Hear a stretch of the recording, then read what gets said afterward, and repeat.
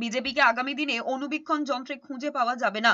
শীতলকুচির সভা থেকে সুর চড়িয়েছেন অভিষেক বন্দ্যোপাধ্যায়। তার কথায় যারা মাঠে রয়েছে তারা লাইনে দাঁড়িয়ে ভোট দিলে বিজেপিকে খুঁজে পাওয়া যাবে না। খোঁচা দিয়ে বলেছেন, পাগলা খাবি কি, ঝাঁঝে মরে যাবি। বিজেপিকে রীতিমতো চ্যালেঞ্জ করে বলেছেন, ক্ষমতায় থাকলে উন্নয়নের রিপোর্ট কার্ড নিয়ে আসুক বিজেপি। কেন্দ্রে 12 বছর বিজেপি সরকার রয়েছে। এত বছর বিজেপি কি কাজ করেছে আর তৃণমূল কি কাজ করেছে তার তুলনা করলেই বোঝা যাবে উন্নয়নের বুলি ওড়ানো বিজেপি কতটা পিছিয়ে। তার কথায় 2021 থেকে 2026 পর্যন্ত বাংলার অ্যাকাউন্টে 5 পয়সাও সাহায্য করেনি। ক্ষমতা থাকলে প্রমাণ করুক বিজেপি।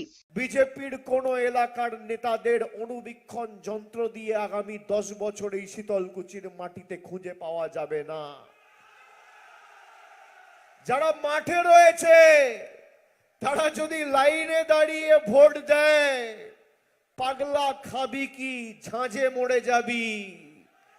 আগামী দিন কোন বুথে এদেরকে আর অনুবীক্ষণ যন্ত্র দিয়ে খুঁজে পাওয়া যাবে না।